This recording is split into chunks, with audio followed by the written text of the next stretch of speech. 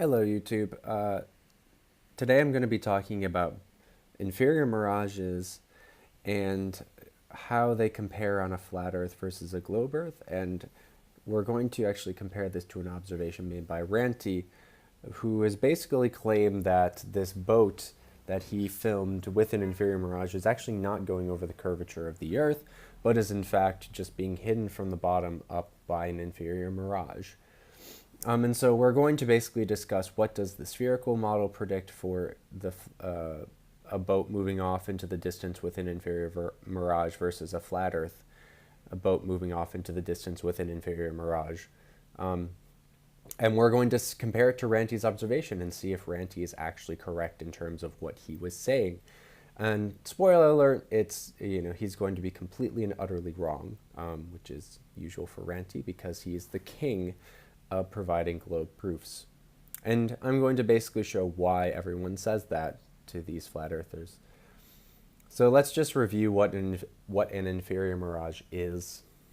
So an inferior mirage is basically what happens when you have a layer of warm air near the surface of the Earth above a layer of cool air, which is caused by the sun's rays heating up the surface of the Earth and causing convection currents as the heat moves upward.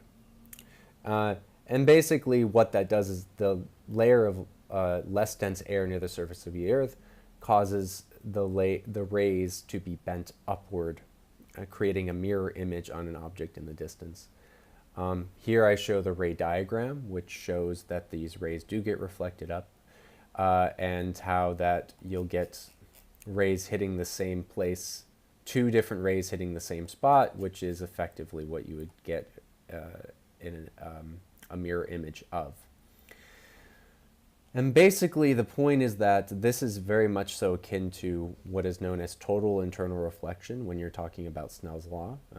Total internal reflection happens when you're going from a more dense medium into a less dense medium at a particular angle, what is called the critical angle.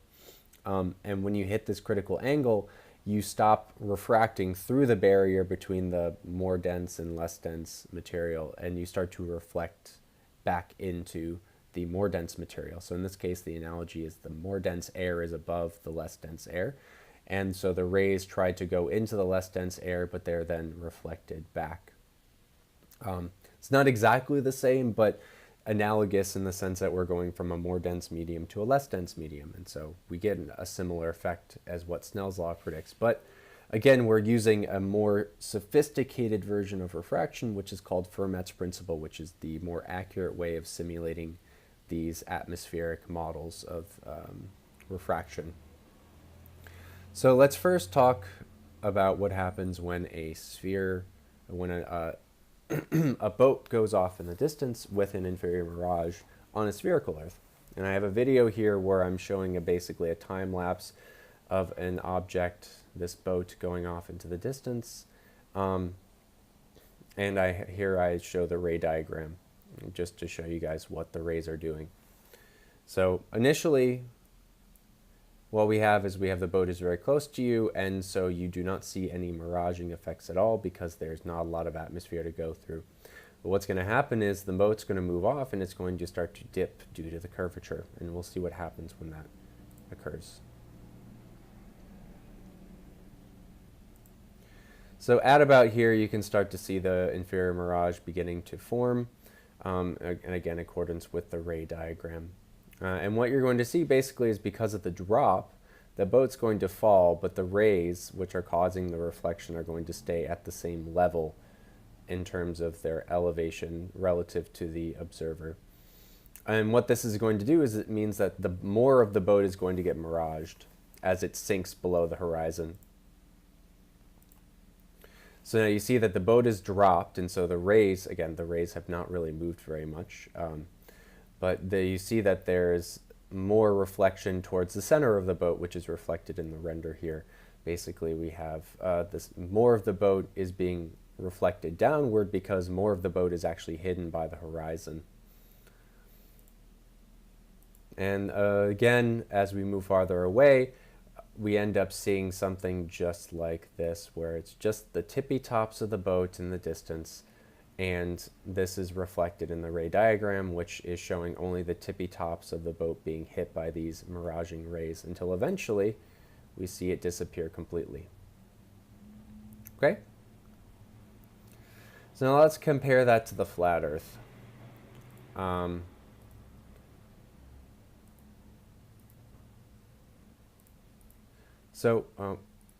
it. Let's start from the very beginning. All right, so initially they look very similar, basically, on the flat Earth and the spherical Earth. If you're very close, the land around you is locally flat until you get to very far distances where you start to see the drop happening more and more. So as we move off into the distance, we start to see the inferior mirage form. But the difference here is that there's no sinking that happens because there's no actual curvature. And so therefore, what's going to happen is we're never going to ever see this top of the boat ever get reflected downward. What we're going to see is the object is going to get smaller and smaller as a whole, but then this mirror line is going to stay always, damn it, the mirror line is always going to be at the bottom of the boat.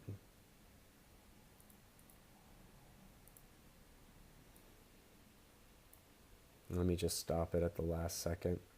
Stop. So you see, at the very end, the boat is still well above the horizon, as we'd expect on a flat Earth. And what's happening is the rays are bouncing off of the surface of the Earth, again, moving from a more dense to a less dense medium. And you see the reflection happening because of this total internal reflection effect. But we never see the top of the boat ever drop towards this mirror line. What happens is the boat gets farther and farther away, and all that happens is this boat stays above the horizon, and it will just continue to reflect more and more. And let me just get the last frame, hopefully. Right.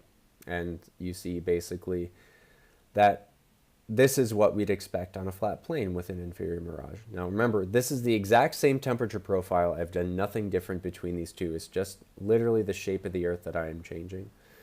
Now let's compare this to Ranty's observation. I'm going to mute his commentary since this is going to be basically my video, but I will link this video in the description with a timestamp of where I started. And I'll let you guys be the judge.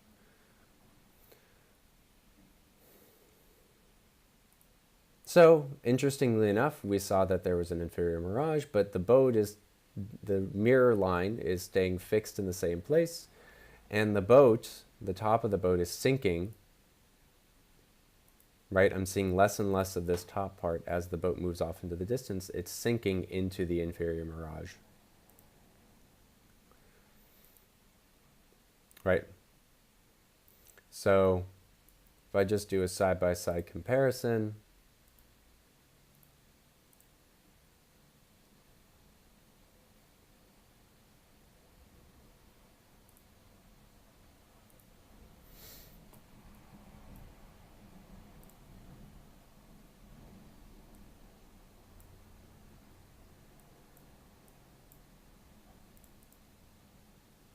so we're basically at this point here. Sorry, it's really hard to see. Here, actually, let me just pull up an individual frame.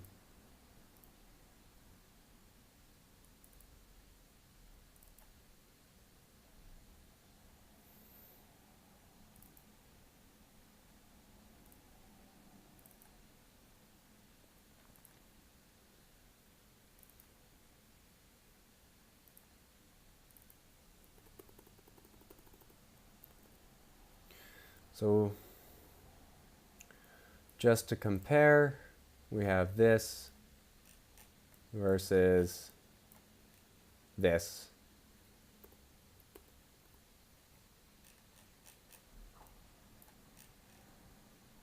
And it's very similar. Basically, the top of the boat is going over the horizon. And eventually, oh. He stops. Wow, that's interesting. He stops at this point where basically you're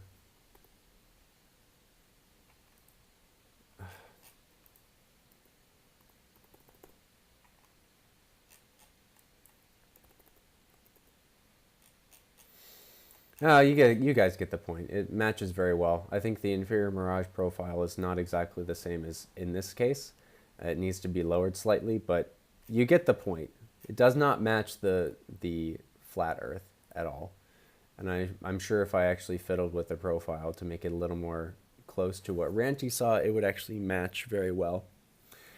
But yeah, that's basically it. So yeah, guys, this is perfect globe Earth proof, and I would like to thank Ranty so much for his observations. They are wonderful, and they prove the globe every single time he goes out and observes things. All right, well, that's basically it. I think I will end this one now. I think it's gone long enough. But thank you for watching, and I will talk to you later. Bye bye.